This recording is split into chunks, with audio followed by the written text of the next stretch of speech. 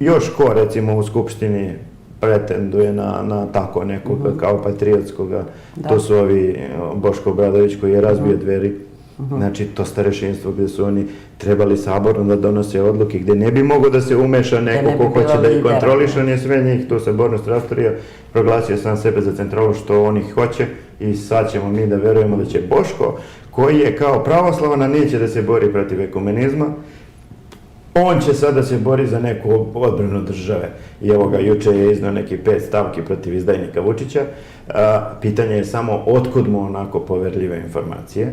Znači, komu je dao i pod kojim uslovima te informacije, ali pod tim informacijama i s obzirom da su mu dali sa zapada te informacije, to samo govori da je to opet neka i pozorišna predstava gdje je Vučića i žele da smene sad s nekim drugim. Znači, jedan izdajnik se potrošio, sad vade drugoga, drugi će uraditi samo gdje je ovaj stao, nastaviti još gore, kao što je Vučić nastavio gdje je Tadić stao, Tadić gdje je Koštunica, Koštunica gdje je Đinđić, Đinđić gdje je Milošević, Milošević gdje je Tito, pa i Jugoslavija, Tito gdje je stala kraljevina lažna. I rasipanje ovih takozvanih patriotskih glasova na što više malih tih...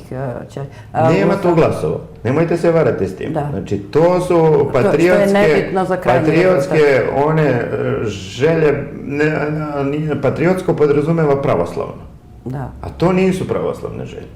Pravoslavne želje su, ajmo, braćo, da ispovedamo istinu Hristovu, da čuvamo crkvu od ekumenizma i onda ćemo, kad se tako narod, poslednja kuća u Srbiji kad čuje kakva je prevara ovde, da prvo posvedočimo svugde prevaru, pa onda narod kad bude svestan i kad kaže Bože pomozi, onda ćemo da ustanemo sve da iz Božjom pomoću zamenimo. A pre toga je ovo sve samo borba onih koji su rešili da se bore za još lepši život ovde. To pravoslavlje samo ostaje na nivou prekrstiti se, slaviti slavu i eto tako otići u crkvu.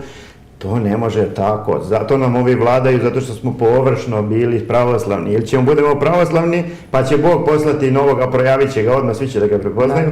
Ili će ova mešalica izborna da meša i da vrti svima pa svest u krug.